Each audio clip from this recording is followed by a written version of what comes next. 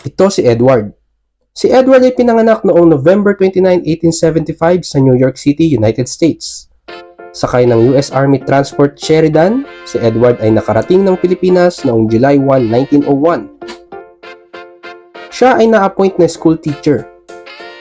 Nagstay siya sa Pilipinas hanggang 1904. By December of 1904, si Edward ay bumalik sa US. Sa loob ng 9 years o hanggang 1913, nagstay siya ng US at nagturo sa isang eskwelahan sa Sacramento, California. Bumalik siya ulit ng Pilipinas noong July 1913. 1928, bumalik siya ng US. 1929, the following year, balik Pilipinas. 1938, bumalik siya ng US. The following year again, bumalik siya ng Pilipinas. At nagkaroon ng World War II. Si Edward naging intern ng mga Hapon. April 1945, sa pagkatalo ng mga Hapon, bumalik siya ng US. Pero by December din ng 1945, bumalik siya ng Pilipinas. March 5, 1951, si Edward ay nag-execute ng kanyang last will and testament. April 30, 1953, pumanaw si Edward sa St. Luke's Hospital. Sa kanyang will, nakasaad na isa lang ang anak niya, si Maria Lucy. Nakasaad din sa will na ang isang Maria Helen ay binibigyan niya ng 3,600 pesos. The rest of the properties kay Maria Lucy na. Dinala ang will sa korte at nagkaroon ng special proceeding. Ang executor ng will, si Adolfo Aznar, nagbigay ng final account kung saan nakalagay na 3,600 lang ang kay Maria Helen. Nag-oppose si Maria Helen at sinabing sa batas ng Pilipinas dapat hati sila ni Maria Lucy dahil parehas sila acknowledge na anak. Pero sabi ni Maria Lucy, sa batas ng California, pwedeng ibigay ni Edward lahat ng ari-arian niya kay Maria Lucy. Ang issue, pwede ba magmana si Maria Helen bilang acknowledged na anak?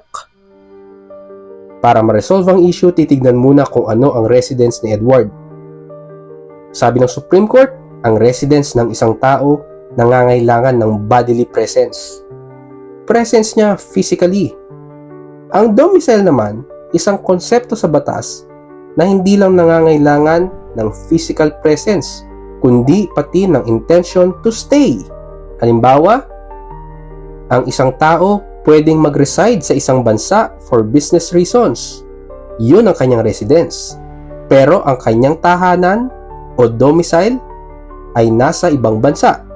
Sabi ng Supreme Court, ang kanyang domicile ay Pilipinas. Dahil mula ng 1913, short visits na lang ang ginagawa niya sa California at wala siyang properties doon para masabing yun ang kanyang tahanan o domicile. Hindi rin nawala ang kanyang pagka-Californian citizen dahil ng time na yan, ang Pilipinas ay territory ng US. Ang validity ng nakasulat sa kanyang will ay governed ng Article 16. Ang sabi sa batas, ang mag-govern ay ang national law whose succession is under consideration. O, sa ibang salita, yung national law nung magpapamana. In this case, si Edward, na ang nationality ay American. Pero ang US, walang iisang batas tungkol sa succession o yung mga batas ukol sa pagmana at paghalili sa pagmamay-ari ng properties. Ang US kasi, binubuo ng iba't ibang states. Kada isang state na yan, may sariling batas tungkol sa mana at paghalili sa mga ari-arian na ine-enforce sa kanilang sariling mga citizen. Kaya sabi ng Supreme Court, ang national law ni Edward na tinutukoy sa Article 16 ay ang batas ng State of California. Pero, sa batas ng California, ang property governed by the law of his domicile. Batas ng tahanan niya. Since ang domicile niya ay Pilipinas, batas ng Pilipinas ang tinutukoy sa California law. Ito ang doctrine of renvoi, na ang isang issue ay pinresent sa forum ng isang bansa, pero foreign law o batas ng ibang bansa ang dapat sundin. However, doon sa foreign law, nire-refer naman niya pabalik sa batas ng forum ang issue. Ang batas ng California regarding its citizens ay 2 sets. Isang para sa mga domiciled sa California at isa para sa mga domiciled abroad, in this case sa Pilipinas. Pero ang argument ni Maria Lucy, sabi sa Californian law, if there is no law to the contrary in the place where the property is situated, hindi ba ang Article 16 of the Civil Code ay contrary na nagsasabing national law of the deceased should govern? Mali ang argument. Dahil after i-refer back sa Philippine law, hindi na pwedeng i-refer back sa Californian law.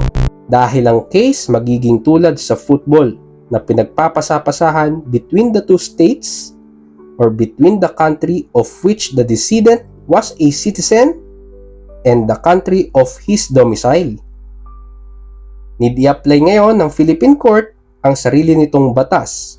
At sa batas ng Pilipinas, ang natural children ay compulsory heirs, meaning may mamanahin sila. Therefore, in this case, dahil anak din si Maria Helen, dapat lang na magmana siya ayon sa batas ng Pilipinas. For more videos like this, please like, follow, and share. Thank you.